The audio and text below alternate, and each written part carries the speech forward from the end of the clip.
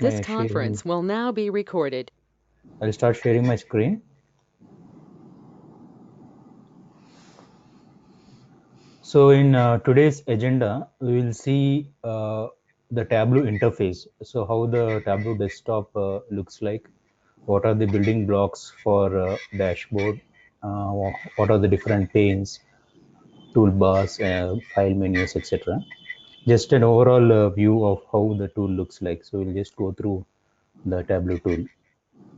Then we'll get started with data. So we'll connect to a sample data source and see how we are getting the data from a data source into the Tableau tool, and what are the features that Tableau offers when it is taking the data into it, and how we build visualizations from there.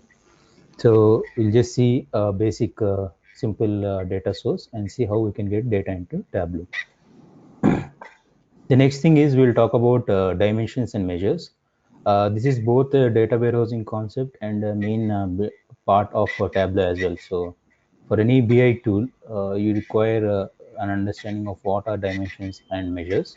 So these are the basic building blocks for building the visualization. So I'll give an overview of what are dimensions and measures and how and where are they shown in Tableau.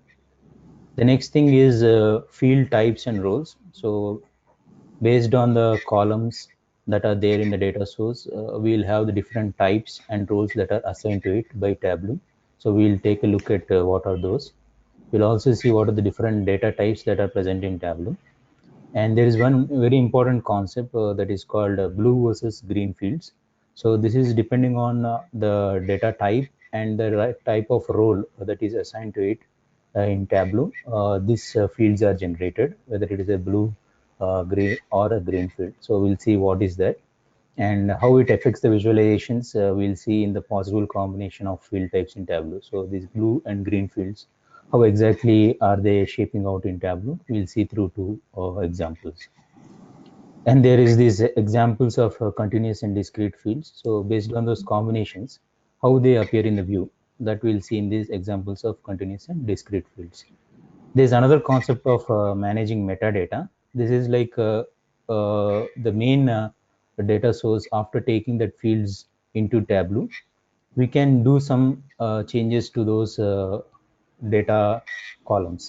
So these are not written back to the data source, but they are available for us for our easy to use in functionality in Tableau. So that comes under the concept of managing metadata. So there are a few steps which we can do in that part. So I'll show them. And then the next two things are sorting and grouping. So we'll start just exploring the basic steps in visualization. So we'll start with few simple concepts. That is, first with sorting. What are the different ways of sorting the visualization, and then grouping. So before we get started, I will try to give a recap of what we have done in the first session, a quick run through. So anyone has any questions on the agenda? Like basically, this is what I have planned for the day two. So you have any questions or any clarifications you require before I start off? No. Okay. So let's see a quick recap of what we have done in day one. So we have started with the introduction of Tableau. Yeah. So we have seen what it is. Then we have gone through a history of Tableau, how it was it came out of the research and department and how it evolved as a separate company. Then we have seen like what are all the different job profiles who will be interested in learning Tableau, and what could be the prerequisites. So as and when we go on for each topic, I'll be covering one of these concepts wherever that is necessary. And then there is this, since it is a BI tool, we have seen what a BI tool is, and what are the different aspects of data analytics and what kind of data analytics fall into the domain of business intelligence. So we have gone through that as well. Then we have seen how an entire ecosystem of a business intelligence architecture looks like. So this is how this is the main steps in that BI architecture. And we have seen what kind of products are there. So there is a client side, a server side.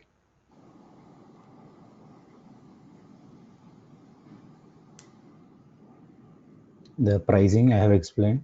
So you can go to this particular site and see how it is for the individuals and organizations, and how it is differs based on whether it is a cloud hosted or something that is on our own premises. Then Okay. I've explained you what are the steps for installing Tableau. Yeah. And now let us go for Tableau interface.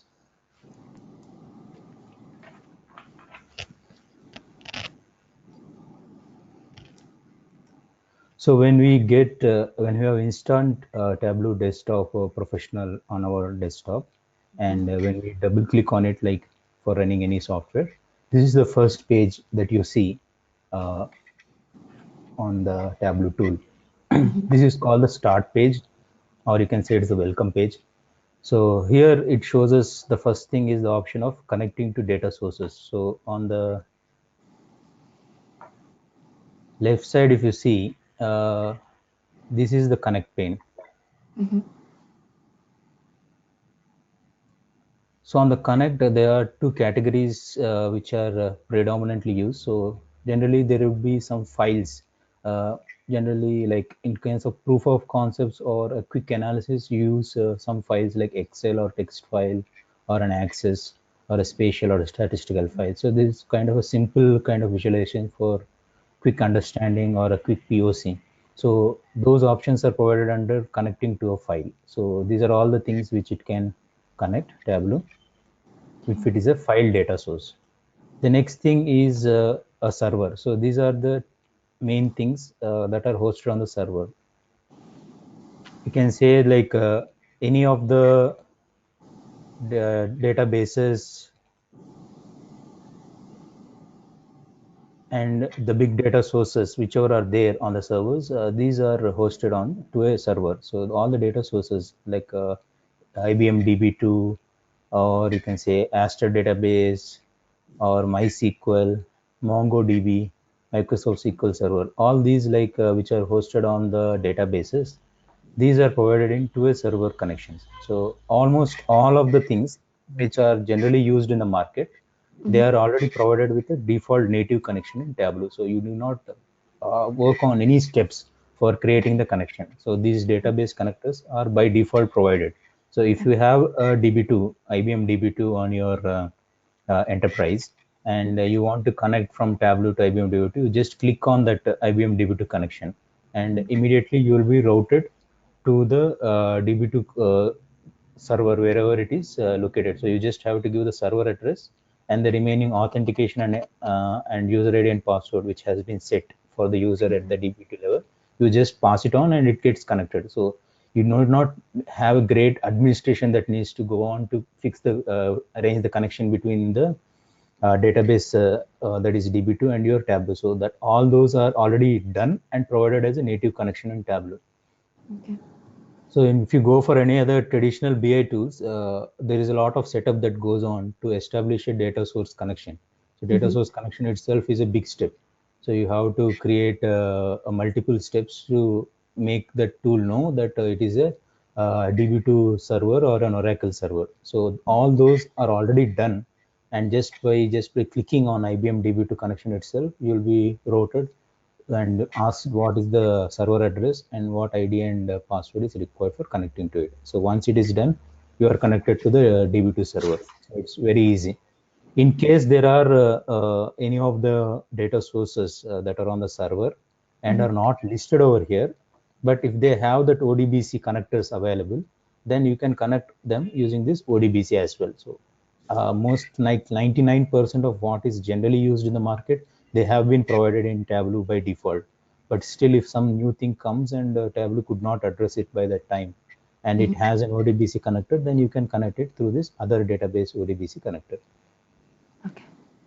And there is also a concept called saved data sources, which I'll explain like further when we dwell into different topics. I'll come to this concept of what is a saved data source. The thing is that the entire data source, which is there in any of the server or file